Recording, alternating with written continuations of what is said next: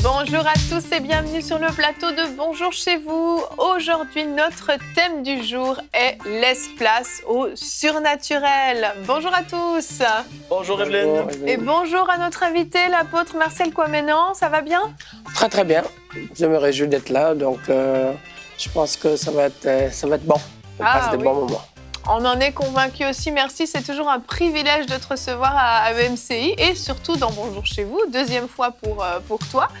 Et tu es le fondateur des églises AME, du mouvement d'église plutôt, qui a des églises un petit peu partout dans le monde, un ministère très actif et qui voit beaucoup de choses surnaturelles. Oui, effectivement, un tout petit peu, on essaie d'avancer pour le royaume de Dieu.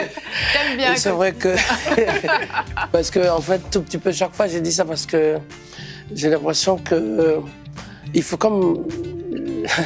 Jean-Baptiste dit que je diminue qu'il croisse. Et en fait, le secret du surnaturel, c'est que si on veut vivre de grandes choses, il faut toujours donner la place à Dieu, d'une certaine façon, et encore davantage glisser sur les pas du Seigneur et te mettre toi en retrait.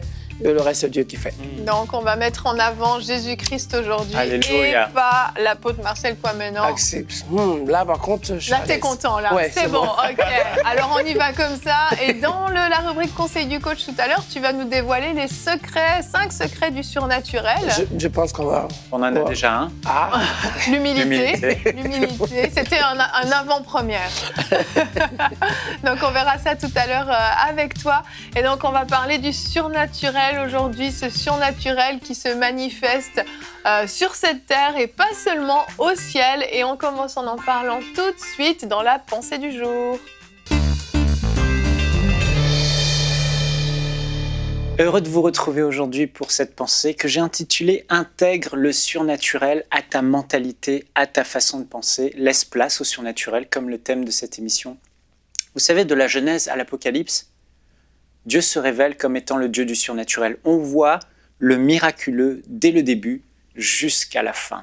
Enlever le surnaturel du caractère, de l'attribut de Dieu, c'est comme si on lui enlevait sa sainteté, on lui enlevait son amour. On ne peut pas enlever de Dieu son amour, ni enlever de Dieu sa sainteté. C'est ce qui fait de Dieu ce qu'il est. Et le surnaturel, c'est aussi ce qui fait de Dieu ce qu'il est. Et Dieu veut se glorifier encore aujourd'hui dans votre vie. Peut-être que vous n'êtes pas dans un contexte où on aspire au surnaturel, on croit au surnaturel. Peut-être c'est plus l'amour, la sainteté, mais aujourd'hui, dans cette émission, on voudrait vous rappeler avec force que Dieu veut agir d'une manière surnaturelle dans votre vie. Et j'aimerais vous raconter l'histoire de Pierre, acte 12, qui est enfermé en prison. Hérode a fait tuer par l'épée. Acte 12 commence durement. Jacques, l'apôtre Jacques, est tué par l'épée. Pierre, sur l'ordre d'Hérode, est emprisonné et il va être convoqué le lendemain devant le peuple pour être certainement jugé, tué aussi. Et l'Église prend conscience de ça, la situation est grave. Hérode se souvient certainement de Jésus-Christ qui a été enfermé dans un tombeau, puis il a ressuscité entre les morts, il a disparu, et là il met sécurité maximale. 4 escouades de 4 gardes, une prison sécurisée, une porte principale en fer, 4 gardes à Pierre dans sa cellule, un garde à gauche, un garde à droite, pas une chaîne mais 2 chaînes. Situation impossible. Impossible de s'enfuir, impossible de quitter la prison et demain il va être devant le peuple et certainement tué. La situation est dramatique, mais là l'Église se souvient d'une chose. Amen. Nous avons un Dieu surnaturel, à qui tout est possible, qui a dit tout est possible à celui qui croit. Et l'Église va se retrouver et va prier avec foi, va intercéder pour Pierre. Ma tablette ne fonctionne plus, c'est pas grave. Va intercéder pour Pierre. Et ils vont prier, ils ne cessent de prier pour Pierre. Et là, on voit que Dieu va envoyer un ange et il va faire quelque chose d'extraordinaire. Les chaînes vont tomber, vont être brisées de ses mains, sans que personne le touche. Les 2 gardes à ses côtés ne voient rien. On ne comprend même pas comment il ne voit rien.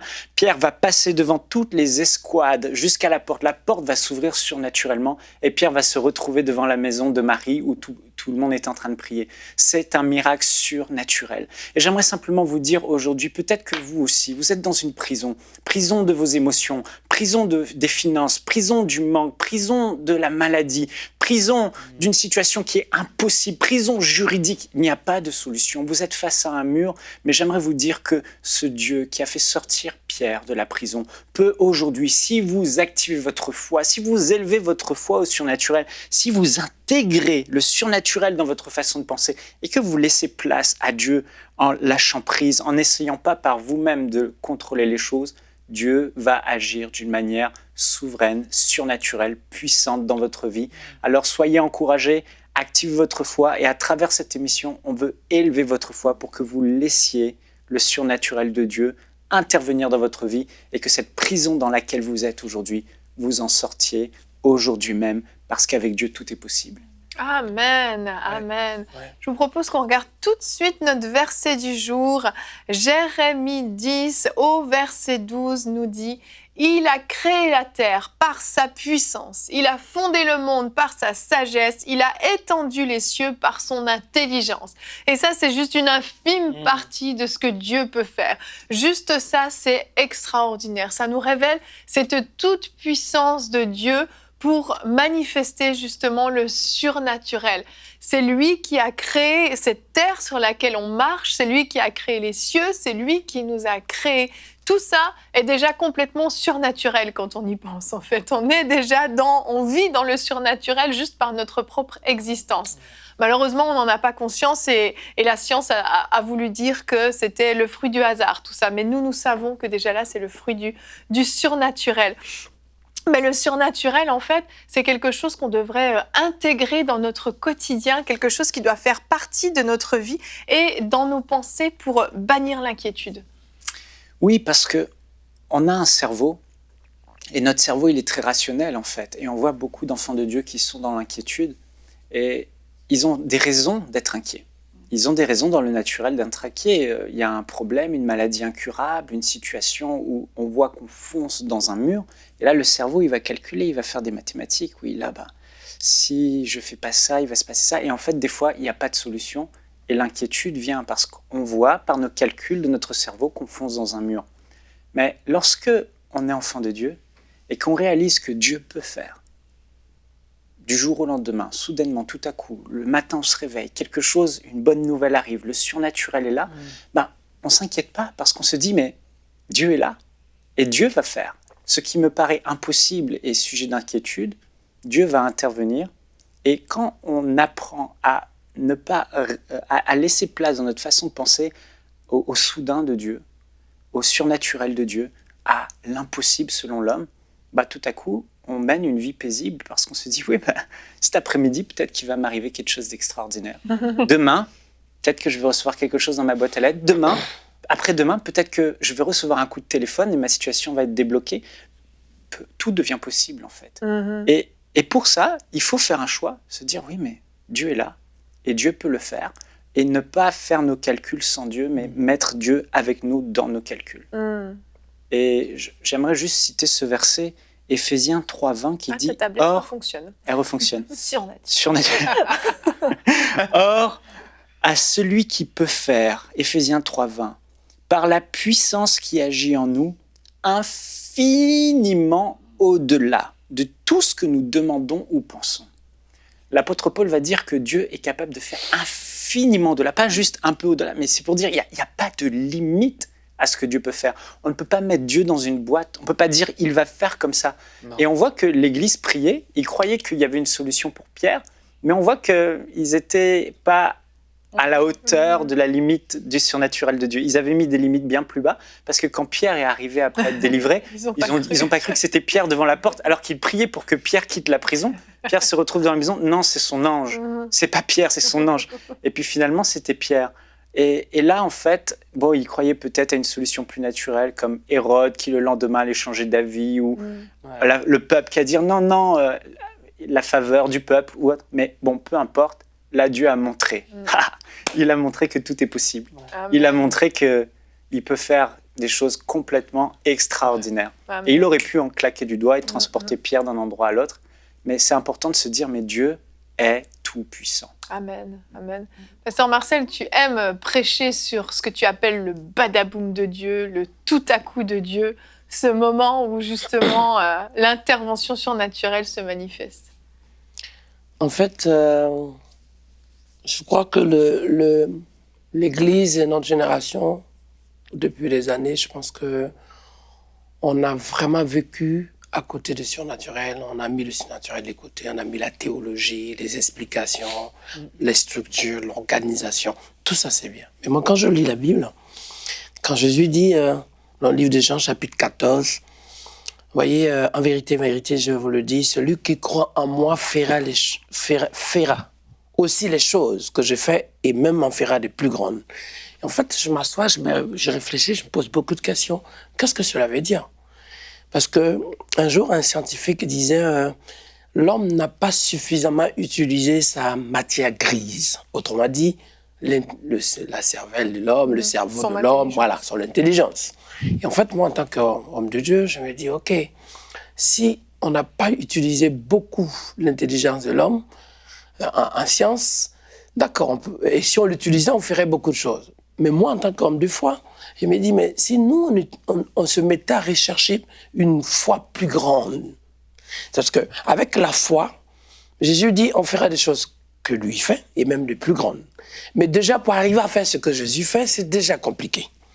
Mais si cette foi qui est imagée un peu au grain de sénévé, on peut déplacer la montagne. OK. Mais un jour, je m'assois, je me dis, bon, grain de sénévé, c'est un peu comme un grain de moutarde. Mais le jour où on a la foi comme un grain de maïs, par exemple, qu'est-ce qu'on serait capable de faire? Et après, je me dis, mais Marcel, si on a la foi demain d'avoir la foi de notre foi à la taille de l'orange ou de la pomme, qu'est-ce qu'on est capable de faire? Ça veut dire, en fait, l'intervention de Dieu n'a pas de limite. C'est notre foi, en fait, en fonction de comment on vit avec Dieu qui nous emmène dans des concepts, dans des étapes, dans des situations pour lesquelles on n'arrive pas à bénéficier de l'immensité, de la grandeur, comme le verset disait tout à l'heure, qu'il a créé la terre par sa puissance. Donc je me dis, mais aujourd'hui, vivre une résurrection, c'est extraordinaire. Mais en fait, non. Dans l'univers de Dieu, c'est des petites choses. L'univers de Dieu n'est que miracle. L'univers de Dieu n'est que puissance. Et en fait, l'homme a du mal à accéder à cet environnement. Or, Dieu nous a donné l'accès par la foi, nous a donné l'accès en Jésus-Christ, nous a donné l'accès par sa grâce pour que ce que nous on appelle impossible devienne le langage quotidien. En d'autres mots, le surnaturel qui par définition dit les choses naturelles et au-dessus. Autrement dit, des choses naturelles qu'on connaît et les choses spirituelles. La combinaison du naturel au spirituel, ça fait ce qu'on appelle le badaboum. Ça veut dire que quand humainement tu es là et que c'est comme on dit, divinement averti. Ouais. Ça montre que tu es averti, mais pas par la voie du courrier, de l'information, du coup de fil, de téléphone, de WhatsApp, de SMS, de Facebook ou de l'email. Mais tu es divinement averti. Averti par inspiration, par révélation, par le toucher de Dieu, par l'ange de Dieu, par la manifestation de Dieu, par une action qu'on ne peut expliquer, qu'on appelle le surnaturel. Et le surnaturel ne s'arrête pas à la guérison, il ne s'arrête pas à un miracle, il ne s'arrête pas à une opération quelconque que quelqu'un vit, mais c'est ce que quelque part, le monde appelle un peu incroyable, mais vrai. C'est-à-dire que ce sont des choses qui ne s'expliquent pas dans le monde, mais sauf que dans l'univers de Dieu, dans l'environnement de Dieu, en réalité, ce sont des choses qui n'ont pas besoin de s'expliquer. Ce sont des choses qui se vivent, ce sont des choses concrètes. Et nous sommes en train d'arriver à une étape où le chrétien doit mettre, l'enfant de Dieu doit mettre un peu les choses naturelles, les méthodes, toutes les technologies qui ont été développées par l'intelligence de l'homme, mais toutes les méthodes aussi qui ont été mises en place pour faire fonctionner, mais plutôt chercher par la foi ce que Dieu est capable de faire, par la foi ce que Dieu veut nous emmener à vivre. Parce qu'il faut comprendre un coup, quand on regarde la résurrection de Lazare, ça ne s'explique pas par une théorie. Il dit, quand Jésus dit « ôtez la pierre », mais sa sœur lui dit, déjà, il sent, ça fait 4 jours qu'il est dans la tombe. Donc, le surnaturel bouleverse l'intelligence de l'homme. Et en fait, par définition, moi, aujourd'hui, je suis pasteur. En fait, je suis Dieu. je suis avec Dieu, je marche avec Dieu et Dieu habite en moi, pas parce que c'est mon ami qui me comprend, mais parce que Dieu, c'est mon créateur. Et par-dessus tout, Dieu, c'est ma vie. Et en fait, je peux même pas imaginer que être avec Dieu, c'est comme si je marche avec lui parce qu'on s'entend bien. Non, mais c'est parce que ce Dieu-là, il crée. Ce Dieu-là, il donne la vie. Ce Dieu, il opère. Ce Dieu, il se manifeste. Ce Dieu, il agit. Ce Dieu, il est Seigneur des Seigneurs. Il n'y a pas de mots pour le définir. On essaie humainement de trouver des mots, des termes. Et en fait, quand tu vis le surnaturel, tu sens quelque chose que tu essaies de trouver des mots pour expliquer. Tu sens quelque chose qu'on essaie de comprendre que ce que tu vis. Par moments, tu peux être bizarre. C'est pour ça que la voie de l'intervention surnaturelle se manifeste dans des choses où ça a l'air d'être bidon, incompréhensible, souvent flou, voire un peu immoral, inexpliqué, voire sans sens et sans définition. Mais le surnaturel, il faut qu'on le ramène dans notre vie quotidienne. Vous voyez, il faut que le surnaturel reprenne place dans le rôle même de l'Église ou du peuple de Dieu pour que, parce que quand on dit au nom de Jésus, mais humainement et scientifiquement, comme tous, on a été tous à l'école, mais au nom de Jésus, au nom de quelqu'un, ça fait quoi? Ça fait rien au nom de quelqu'un. Le nom, c'est rien. Mais en fait, c'est pas seulement le nom. C'est par définition, lorsqu'on commence à laisser notre vie à Christ et qu'on se dit maintenant, Seigneur, plus on avance avec Dieu, plus on laisse notre mentalité, notre culture, on met nos raisonnements de côté, qu'on commence à rechercher par la foi. Parce que même la foi, c'est l'espérance. La foi, c'est faire confiance. Mais à un moment donné, on manifeste la foi à partir de certains supports qu'on aimerait comprendre, qu'on aimerait avoir, qu'on connaît, qu'on découvre. Mais il faut qu'on traverse cette frontière de la sécurité de l'homme, qui aime bien comprendre pour vivre, mais simplement vivre l'action de Dieu, la puissance du Saint-Esprit. On sait une chose. Dieu m'a promis une chose. Je ne sais pas comment ça se faire, mais je sais que ça va se faire. Amen. Dieu a dit, vous allez aller à Canaan. Certainement, il y a la mer Rouge. Certainement, il y a le désert. Certainement, il y a les sauterelles. Il y a les serpents sur la route. Il n'y a pas à manger peut-être. Mais ça, c'est l'affaire de Dieu. Parce qu'il va pouvoir, il va agir, il va se manifester, il va solidifier l'eau, il va couper l'eau en deux. Il va donner à manger dans le désert en faisant tomber la manne du ciel. J'en sais rien. Il va rendre impossible aux non venimeux les serpents. Il va emmener le corbeau pour donner à boire ou à manger à ses serviteurs. C'est ça, en fait. Faites confiance aujourd'hui. C'est pour ça que quelqu'un qui est trop dans sa tête ne peut pas aller à l'église ou croire en Dieu, parce que c'est contre la méthode, c'est contre la logique. Mais le surnaturel réel, c'est ça. Amen. Wow. Amen. Bon, là, tu nous as mis un avant-goût, tu nous as mis l'eau à la bouche.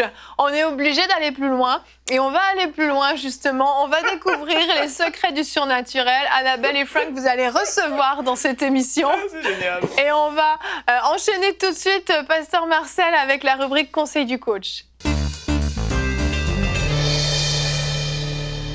Et on continue avec la rubrique Conseil du coach. Donc, Pasteur Marcel, tu vas nous parler des 5 secrets du surnaturel, mais avant ça, pour nous mettre un petit peu l'eau à la bouche, est-ce que tu veux bien nous raconter une histoire de surnaturel?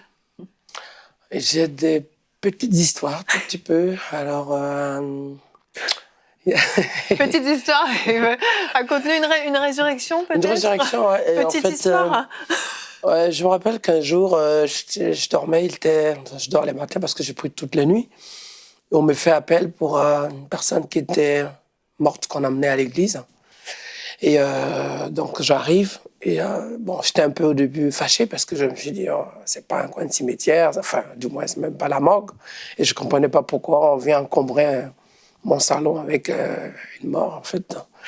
Donc au moment où je me plaignais, tout à coup, j'ai ressenti fortement dans mon cœur que non, il faut prier pour cette famille. Et à la base, je voulais prier pour la famille. Et tout à coup, dans la prière pour la famille, pour la consoler, le Saint-Esprit me pousse à prier pour le cadavre qui était couché. Et en même temps, j'avais donné des consignes pour appeler un taxi ou l'ambulance, tout ce que vous voulez pour pouvoir sortir le corps de là. Et je prie pendant 2, 3, 4 minutes. Et au moment où je crie au nom de Jésus de Nazareth, bon, au début, je prie aussi pour me débarrasser un peu des gens, quoi. Genre, bon, sortez de chez moi. Un peu.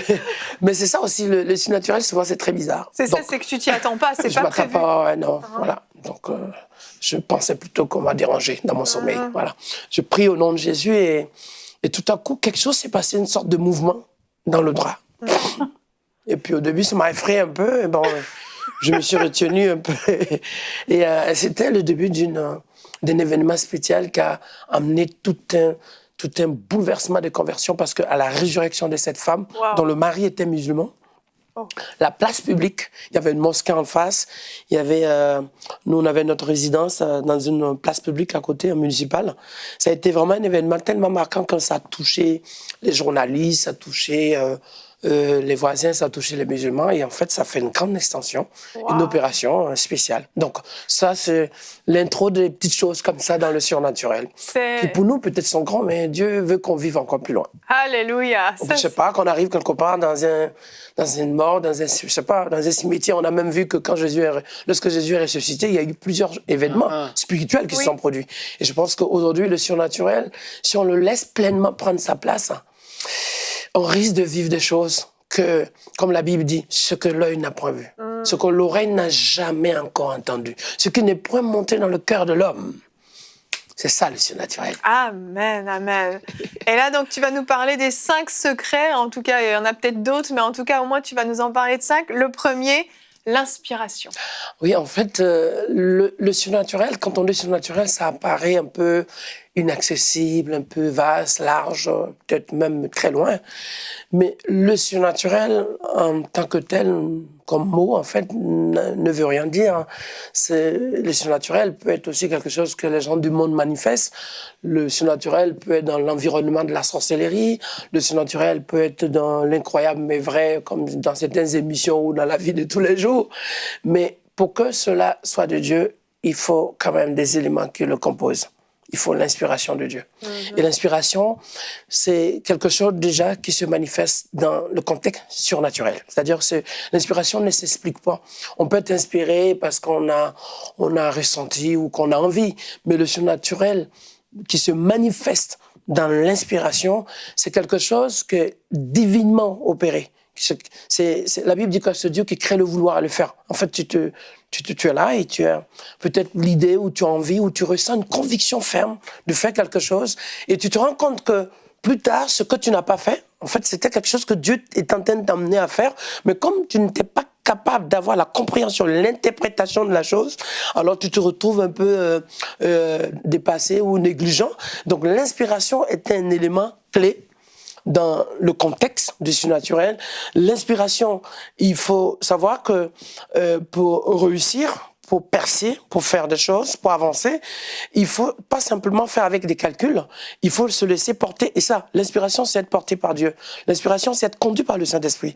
L'inspiration, c'est accepter le tout à coup de Dieu. Parce que l'inspiration de Dieu, c'est pas quelque chose qu'on organise. Vous voyez, quand quelqu'un dit... Dans le cas de cette résurrection, en fait, exactement, voilà. Tu n'avais pas du tout prévu que ça se passerait comme ça. Tu voulais te débarrasser des gens, mais tout à coup, l'inspiration vient. Tu sais qu'il faut que tu pries pour la résurrection. Exactement. C'est quelque chose qui se fait ce qu'on appelle à l'instant T. Voilà. C'est quelque chose que si on te demande avant, tu ne sais pas. Si on te demande pendant, tu ne comprends pas. Si on te demande après, tu es même toi-même spectateur. Tu es même aussi étonné. Ça, ce sont des choses qui définissent la source de l'inspiration. Et être conduit par le Saint-Esprit, c'est ce qu'il y a de plus fort. Et même si on a du mal à le déceler, à le comprendre, parce que souvent on a aussi notre incrédulité qui vient dedans. Voilà pourquoi, pour rendre efficace l'inspiration, on a besoin de temps de réserve, de retraite, de prière, d'intercession, de jeûne, parce que Jésus dit, cette sorte d'esprit ne peut sortir que par le jeûne de prière. En fait, ce sont des choses qui rendent efficace la disposition de l'homme, la disposition de notre esprit, notre âme, pour pouvoir apercevoir, comprendre les choses spirituelles que Dieu nous donne, pour que ces choses ne soient pas seulement comme quelque chose qui descend du ciel. Ce sont des choses qui viennent pour que nous qui sommes humains dans une vie naturelle, nous puissions avoir ce qu'on appelle l'accès aux choses spirituelles. C'est ça l'expression du surnaturel dans le cas déjà de l'inspiration. Wow. Et ça, c'est par une prédication inspirée, c'est conduit, tu prépares ton message, par-dessus le message, le sujet que tu prépares, Dieu vient à l'instant, au moment où tu ouvres la bouche, ou même avant, tu es conduit à faire quelque chose d'autre, mais qui est le besoin de ceux qui sont en attente, qui est le besoin de celui qui recherche depuis des années.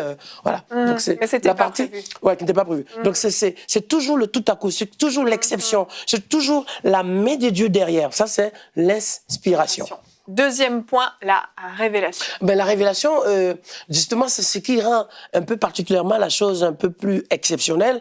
On regarde un peu ce que la Bible dit. Il dit dans le livre de Matthieu, chapitre 2, le verset 12, « Puis divinement averti en songe de ne pas retourner vers Hérode, ils les regagnaient leur pays par un autre chemin. » Vous voyez, on a besoin de la révélation de Dieu. Par moments, on arrive devant des murs, des situations où on se pose trop de questions. Qu'est-ce qui va se passer? Comment je vais faire? Comment je vais réussir? J'en peux plus, j'en ai marre, je craque. Et puis tout à coup, par-dessus une idée, et quelque chose de fort vient, soit un songe, soit un rêve, soit au travers de la parole. Au travers de la parole, une révélation par la parole, soit un peu, on a vu ça dans la vie des hommes comme Daniel, qui ont eu la révélation du secret. Ouais. Donc, la Bible dit quoi? Que les magiciens de Nebuchadnezzar disaient, mais il n'y a personne qui puisse donner l'interprétation. Pour nous, c'est fini, il n'y a plus rien à faire. Et Hérode avait planifié de tuer tout ce monde. Et tout à coup, on a pensé à un homme oublié, ignorant, sans valeur, Daniel. Et lui, qu'est-ce qu'il fait? Il va se mettre en prière. Il va demander la révélation. Il va demander à Dieu de donner ce qu'on appelle, comme si c'est pour discerner. Vous voyez, pour dématérialiser la chose, aller jusqu'en profondeur, casser l'énigme. Et la révélation, c'est ce qui permet à l'homme d'avoir ce qu'on appelle la compréhension, de saisir le sens, la signification de quelque chose. Vous voyez, c'est important aujourd'hui que la révélation prenne sa place, parce qu'on ne peut pas parler de surnaturel si on ne vit pas ces éléments qui sont des éléments majeurs. On parle par exemple des dons spirituels, mais on va se rendre compte que dans les dons spirituels, il y en a 9. Et la première partie du don spirituel qui touche ce qu'on appelle la catégorie de la révélation, qui est quoi? Parole de connaissance, vision et sagesse, discernement et tout ce lot de dons. Et prophétie, c'est inspiration.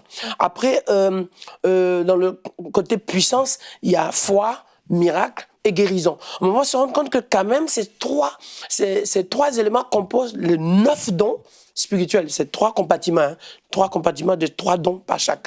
Donc, on va se rendre compte que ces dons, même déjà, à la base, pour nous, c'est quelque chose de phénoménal. Quelqu'un qui tout à coup est saisi par Dieu pour prophétiser quelque chose sur l'avenir. On se dit, waouh! Quelqu'un qui est saisi par la parole de connaissance, qui donne un message, waouh! Mais en fait, ce sont des éléments qui font partie intégrale de ce qu'on vient de voir tout à l'heure, de ce qu'on est en train de discuter sur la révélation. Donc, si on laisse la révélation, si on va devant la face de Dieu et qu'on demande à Dieu, on voit un prophète dans la Bible qui était en danger. Et le roi avait prémédité dans sa stratégie de tuer ce prophète, de venir l'arrêter.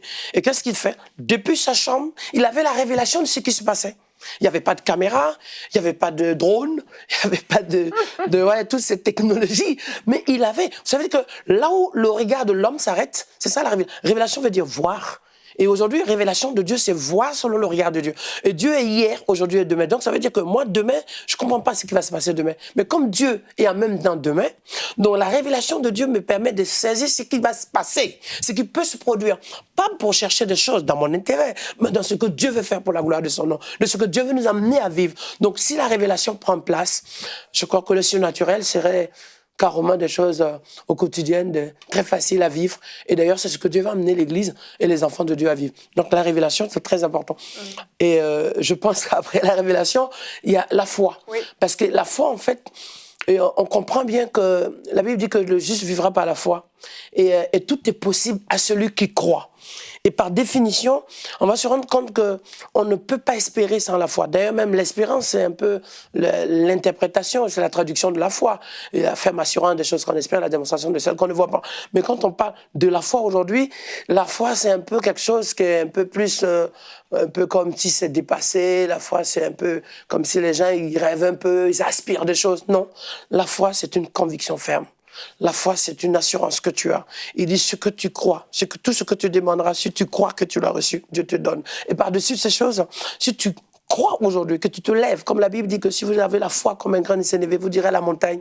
La montagne, c'est difficile. La montagne, ça peut être un problème. La montagne, ça peut être une complication. Ça peut être un problème professionnel, financier, un problème de santé familiale, j'en passe, judiciaire, administratif. Mais quand on se lève, qu'on voit ces choses comme une montagne, comme une difficulté, quelque chose qu'on ne peut pas franchir, mais on a la foi que le Dieu qui est dans les cieux, l'Éternel, le Roi des rois, le Seigneur des seigneurs, par-dessus le sujet qu'on a, Dieu est plus que ça. Amen. Dieu est derrière la situation. Dieu est au-dessus de la situation. La Bible dit quoi?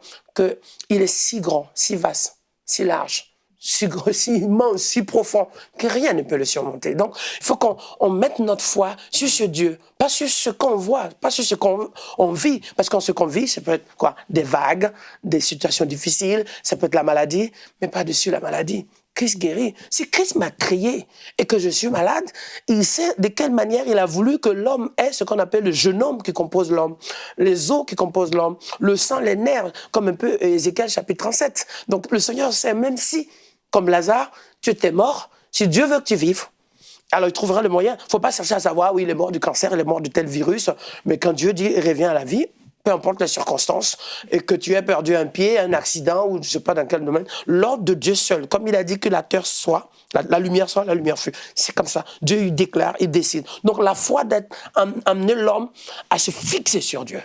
Jésus a dit à Pierre, viens. Quand il a entendu la voix de Dieu, lorsqu'il a mis sa foi sur Dieu, par définition, lorsqu'il a mis ses regards sur ce que Christ est, et ce que Dieu le Seigneur entend de l'amener à vivre ou à arriver, il a traversé l'eau. Il a marché sur l'eau du moins. Mais lorsqu'il a commencé à regarder la barque, regarder un peu les vagues, entendre où tu vas, attention. Et puis, il est pêcheur, il connaît un peu ce que c'est que la mer, l'océan, la mer de Galilée. Donc, une fois qu'il a commencé à écouter un peu, il commence quoi? À tomber, il commence à faiblir. Donc, c'est à couler. Donc, aujourd'hui, la foi doit être un élément clé dans la vie. Après, il y a ce qu'on appelle la parole de Dieu. Et la parole de Dieu est un élément clé. Vous voyez, c'est ce qu'on appelle, en fait, c'est une clé, mais c'est ce qu'on appelle les composants. Ce sont des clés composants. C'est pas les clés pour ouvrir, c'est les clés qui constituent le surnaturel. C'est si on les enlève, c'est un morceau, il y a un manque. Oui. Voilà. Donc, et en fait, on va se rendre compte que la parole de Dieu, on dit la parole a été faite chair. Voilà. Il dit, il a envoyé sa parole, la parole les guérit. Mais souvent, je me dis, mais waouh. Mais juste l'effet de la parole, on vit des choses. Mais je me pose la question.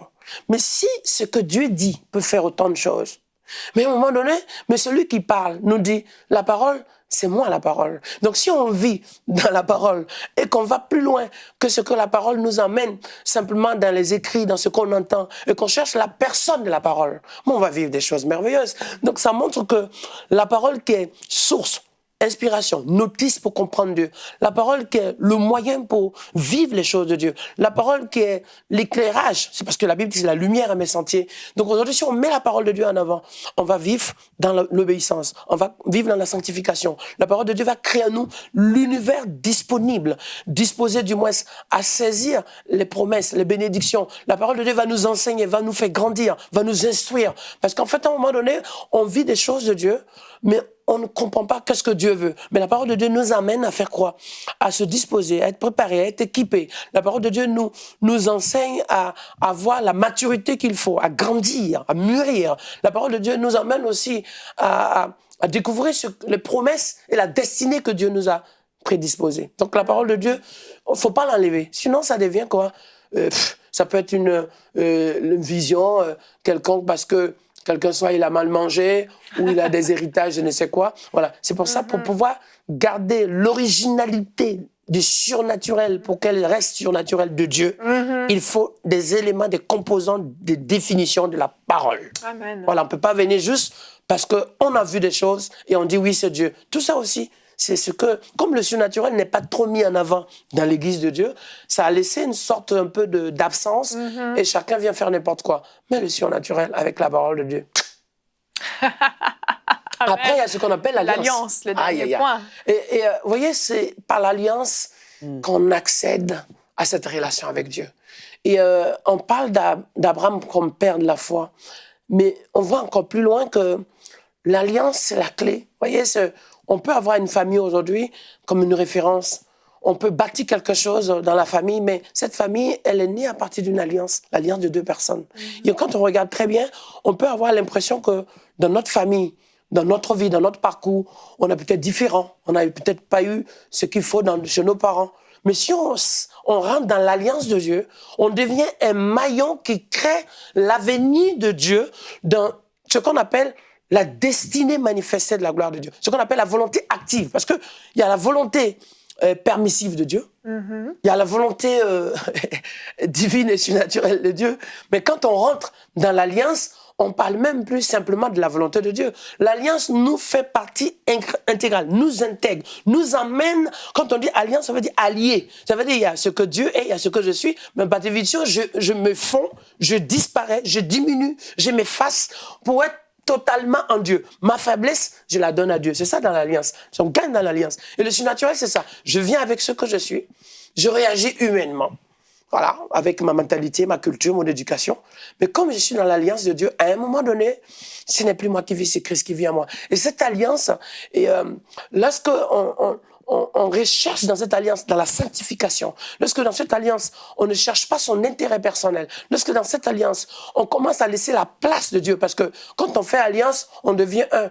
Mais il n'y a pas plus beau que d'être un avec Dieu. Il n'y a pas plus beau que de disparaître et laisser Dieu vivre comme il veut dans ma vie. Et en fait, par définition, quand on me voit pas pour ce que je suis avec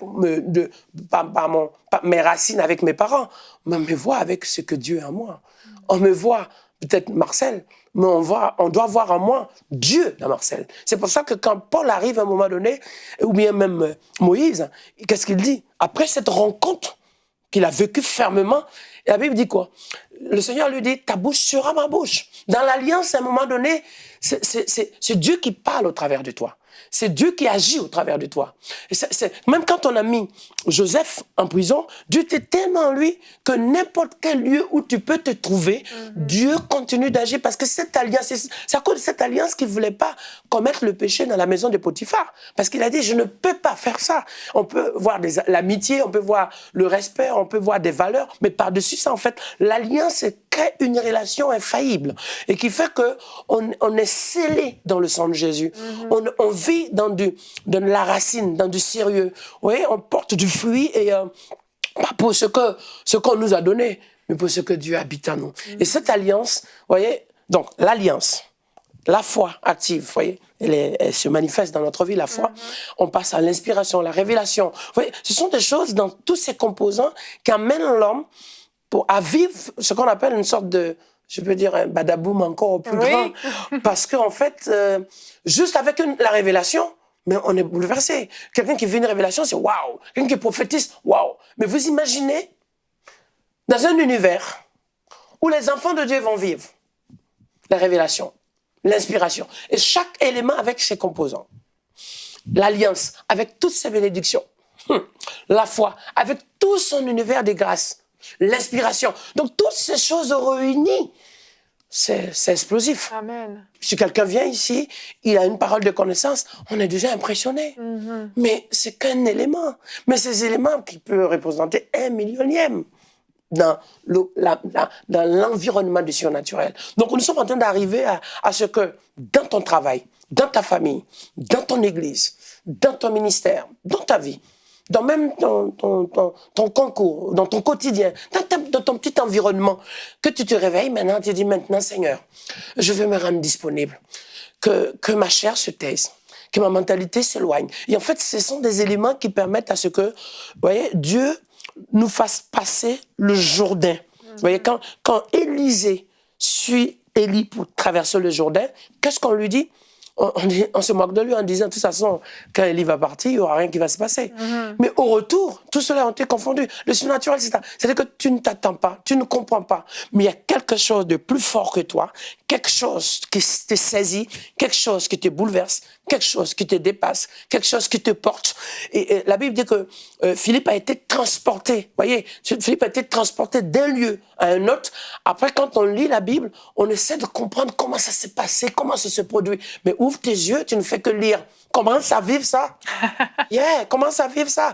Au Québec, Amen. commence à vivre ça en France, en Afrique, en Caraïbes ou n'importe où. Il faut que le chrétien sache que se prier pour que Dieu agisse n'est pas seulement dans un contexte de vocabulaire, d'expression. Il faut qu'on sache que le timing, en 2019, nous sommes au 21e siècle, nous sommes dans une génération, nous sommes dans une étape où il y a quelque chose que Dieu est en train de préparer, que Dieu est en train de faire. Quand Élie lève la main, il dit qu'il n'y pleuve pas, si ce n'est en retour mon intervention encore pour que la pluie reste pendant 3 ans et demi sans tomber, pour qu'on fonde balle, excuse-moi, et qu'ils disent, oh Seigneur, mais je suis le seul prophète. Dieu lui dit, non, il y a 7000 autres. Et je crois que ces 7000 autres, Dieu ne les peut pas dans le surnaturel. On ne les connaît pas, mais ils sont là. C'est pour ça que je diminue qu'ils croissent.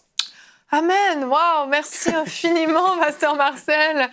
Bon, on va réécouter, hein, parce que là, c'est du costaud ce que tu nous as donné. C'est très, très fort. Et à la maison, si vous avez été interpellé par ce surnaturel, peut-être que vous découvrez pour la première fois un peu plus en profondeur ce qu'est le surnaturel. On a enregistré des C'est mon histoire avec cet homme-là et des histoires extraordinaires, vraiment. Et dès la semaine prochaine, pendant 3 vendredis, vous allez découvrir dans la rubrique C'est mon histoire des expériences surnaturelles, que ce soit au niveau prophétique, au niveau de la guérison, au niveau du salut même, des histoires extraordinaires. Donc si vous avez soif du surnaturel, ne manquez pas les prochains C'est mon histoire dès la semaine prochaine, parce que c'est très très fort. Merci beaucoup, parce que ce que tu nous as apporté là, c'est des pépites d'or, et on est vraiment bénis et honorés que tu nous aies partagé ces secrets que tu as toi-même découvert dans ta vie. Merci beaucoup, Pasteur Marcel, d'être venu sur le plateau de Bonjour chez vous. Et on se retrouve demain, nous parlerons de comment puis-je donner toute ma vie à Dieu. Ça aussi, donner son 100% à Dieu, c'est un critère nécessaire pour vivre dans le surnaturel. Et nous aurons une invitée, Elisheva, qui est l'une des chantres dans ton église, Pasteur Marcel, qui est aussi ta fille spirituelle, donc qui sera là pour nous présenter son album demain. Donc on se retrouve demain. Merci à vous tous de nous avoir suivis. Et merci encore, Pasteur Marcel, d'être venu. Allez, bonjour chez vous.